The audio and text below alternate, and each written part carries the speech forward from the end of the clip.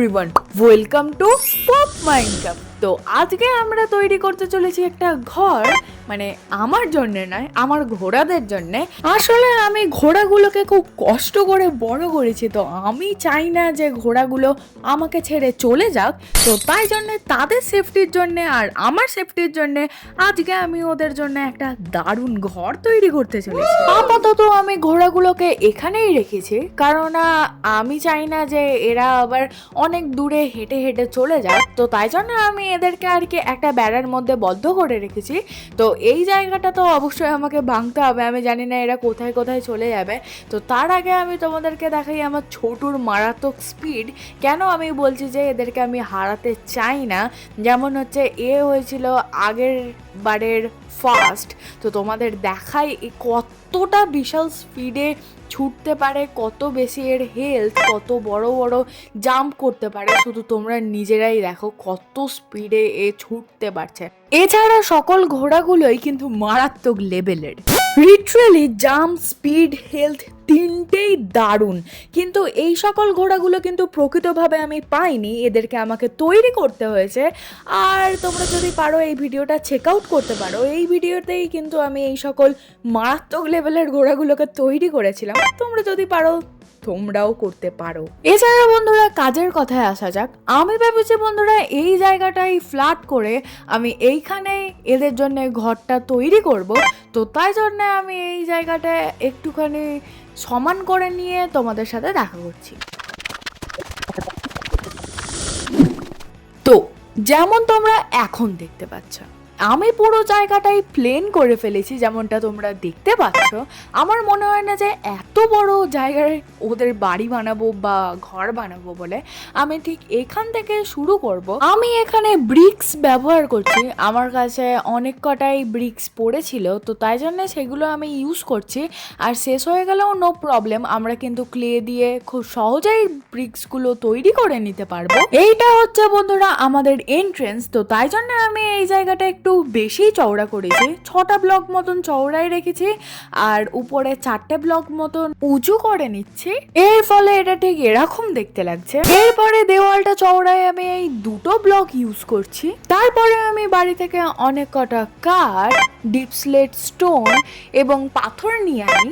এরপর আমি ব্যারেলের মাধ্যমে ঠিক এইভাবে দেওয়াল তৈরি করে নিচ্ছি। মাঝখানটা দেখতে সুন্দর লাগার জন্য আমি গাছের পাতা দিয়েছি। এন্ট্রান্সের টপটা ভালো দেখতে লাগার জন্য আমি এখানে ব্যারেল ইউজ করছি। এরপর একইভাবে আমি এই দিকটাও ব্যারেলের মাধ্যমে দেওয়ালের মতো তুলে নেব।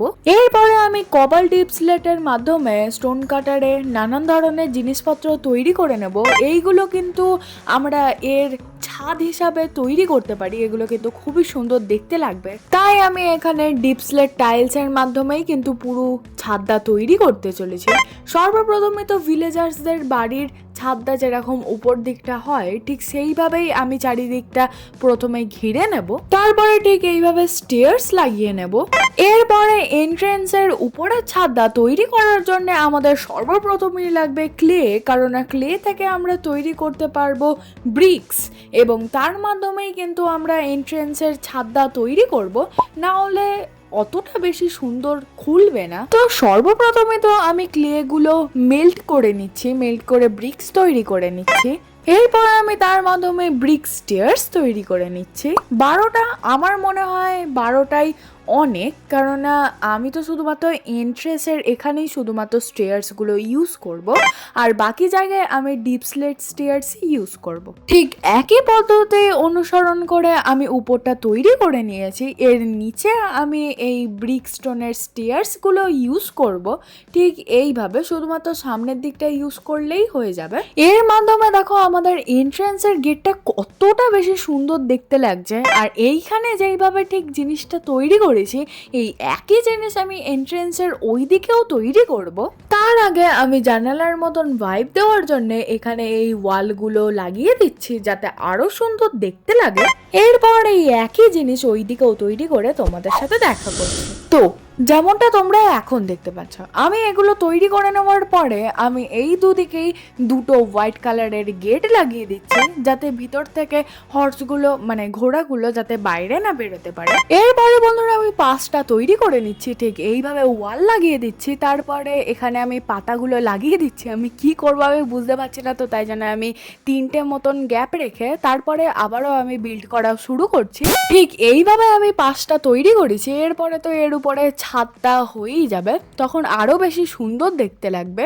আর এখানে আমার জায়গাটা একটু বেশি কম পড়ে গেছে, তো তাই জন্য আমি মাটি লাগিয়ে এই জায়গাটা একটুখানি ভরাট মতন করে দিচ্ছি। একই পদ্ধতি অনুসরণ করে আমি উপরের এই ছাদটাও তৈরি করে নিচ্ছি। যেমনটা বন্ধুরা তোমরা এখন দেখতে পাচ্ছ, আমি উপরের ছাদ সহ সম্পূর্ণ করে নিয়েছি, মানে সবকটাই তৈরি করে নিয়েছি। আর পিছন দিকে অবশ্যই আমি গেট রাখতে চাই না, তো তাই জন্য আমি এই ধরনের একটা স্ট্রাকচার তৈরি করেছি এবং এই দিকগুলো সুন্দর দেখতে লাগার জন্য আমি গ্লাস লাগিয়ে দিচ্ছি। এরপরে আরো সুন্দর দেখতে লাগার জন্য আমি ঠিক এই উপরের ছাদের এই দুটো ব্লক করে আমি খুঁড়ে নেব এবং এখানে আমি গ্লাস লাগিয়ে দেবো, যাতে আরো বেশি সুন্দর দেখতে লাগে। মানে ভিতরে যখন সূর্যের আলোটা ভিতরে যখন পড়বে না, তখন আরো বেশি সুন্দর দেখতে লাগবে। তো তাই জন্যই আর কি আমি এটা তৈরি করে নেব। এরপরে তোমরা এখন দেখতেই পাচ্ছ কতটা বেশি সুন্দর দেখতে লাগছে, আগের তুলনায় তো অনেকটা বেশি সুন্দর লাগছে।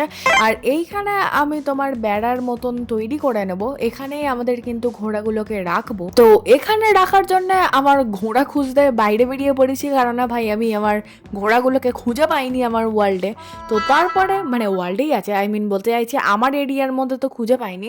এখানে আমার একটা ঘোড়া, আবার ওখানে আরেকটা ঘোড়া, তো আমি সবকটাকেই নিয়ে গিয়ে তোমাদের সাথে দেখা করছি। তো ফাইনালি আমি আমার সকল ঘোড়াগুলোকে একটা জায়গায় করে দিয়েছি, কিন্তু বন্ধুরা আমি একটা ঘোড়া এখনো অবধি খুঁজে পাইনি। অবশ্যই আমি তাকে খুঁজে বার করব। তো ততক্ষণ তো আমি এদেরকে আলাদা আলাদা জায়গায় রাখবো। যেমন দেখতে পাচ্ছ আমি এর জায়গায় এইটা করে দিয়েছি এবং তারপরে আমি আমার ছোটোর জায়গায় করতে চলেছি ওই দিকে। তো তাই জন্য আগে আমি ছোটুকে বার করি।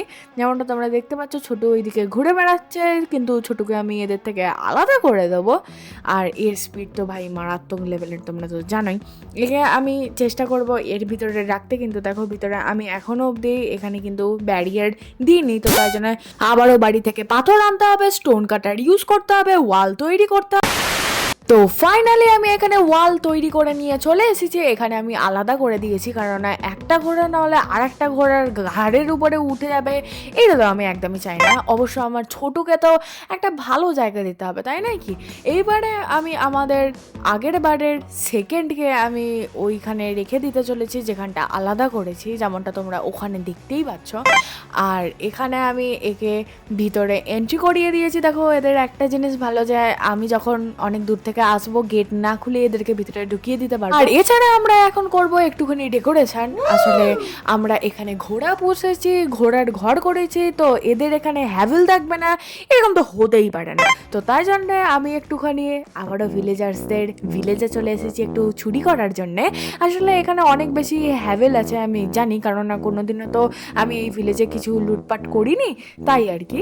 Flashback.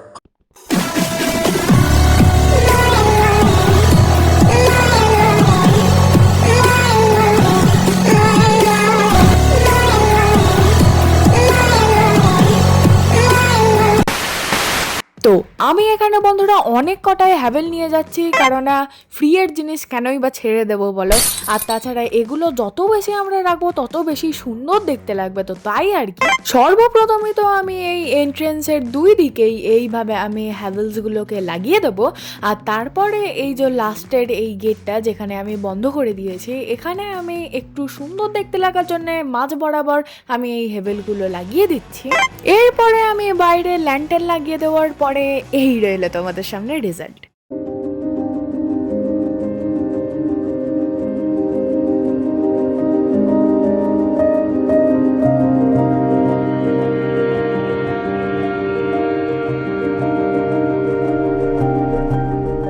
তো বন্ধুরা আশা করছি তোমাদের আমার এই বিলটা প্রচুর পরিমাণে আজকে ভালো লেগেছে।